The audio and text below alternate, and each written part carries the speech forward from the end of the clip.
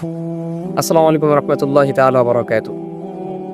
এখনকার যুব সমাজের মাইন্ডসেট আপ কোথায় চলে গেছে আপনি দেখেন, যে ইসলামিক ভিডিও যেগুলো ছাড়া হয়, আমি ছাড়ি বা আপনার হচ্ছে যেগুলো ইসলামিক লেকচারগুলো আসে টিকটক বা যে কোনো প্ল্যাটফর্মের মধ্যে, এরা ওই দেখি যে কমেন্টের মধ্যে যদি কেউ কমেন্ট করে মাশাআল্লাহ, তো এরা ওইখানে গিয়ে কমেন্টে রিপ্লাই করে যে আপনি কি আমার বন্ধু হবেন, চাই সেটা মেয়ে হোক বা অন্য কেউ হোক। সো এদের মাইন্ডসেট আপ যে কোথায় গেছে যা বলার বাইরে। এভাবে যদি যুবকদের অধপতন যদি এদিক থেকে হতে থাকে, শয়তান যদি এভাবে ধোকা দিতে থাকে, তাহলে এদেরকে পরিবর্তন করবে। আমরা ভুলে গেছি যে আমাদের শরীরের মধ্যে খালিদ বিন ওয়ালিদের রক্ত আছে। আমরা ভুলে গেছি বড় বড় বীর পুরুষের রক্ত আমাদের শরীরের মধ্যে বইতেছে। আবু বকর, উমর, আলী রাদিয়াল্লাহু আনহু, যে আলী রাদিয়াল্লাহু তাআলা 40 জনের শক্তি নিজের ভিতরে রাখ, একটা দরজা তিনি উঠিয়ে, একটা কপাট উঠিয়ে তিনি মানে শত্রুদের আক্রমণ করতে পারতেন।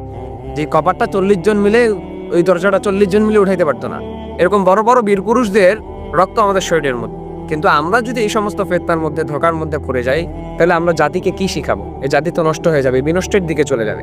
সো আমাদের পরবর্তী প্রজন্ম কি শিখবে?